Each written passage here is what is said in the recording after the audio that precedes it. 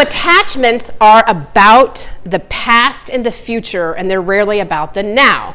So I keep referring to the now, right? I keep saying not did I use it or will I use it, but do I use it, right? So decluttering is about the now.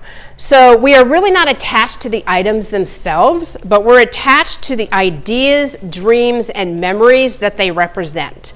Because humans are emotional creatures, all of us are, right? Even though we might like to think of ourselves as being, oh, I'm rational, I'm not emotional. We're all emotional, right?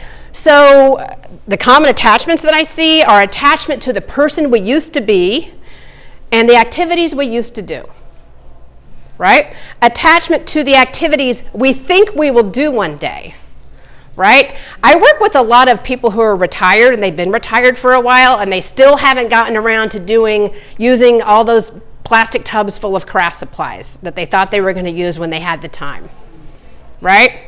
Attachment to the idea that there is scarcity in the universe and that our actions can prevent harm. So that if I get rid of this third potato masher, they're going to quit making potato mashers, and then once a year on Thanksgiving, I won't be able to mash my potatoes. That's scarcity thinking.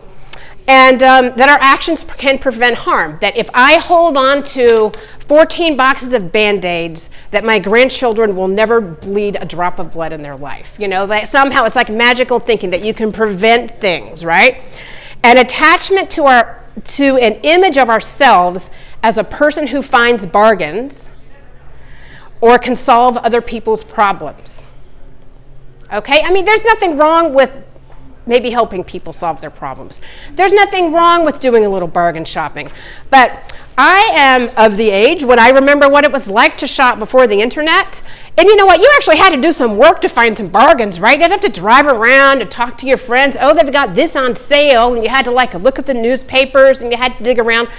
Well, those days are over. With a click, you can find the best possible price on anything. So finding bargains and buying 12 things of Tide detergent, even though you're a single person, it's not that hard or impressive to find bargains anymore. So it's maybe an attachment people need to figure out a new identity for themselves. Not the volume shopper, not the frugal queen, right?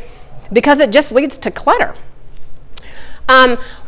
A common definition of clutter that I really like is clutter is postponed decisions.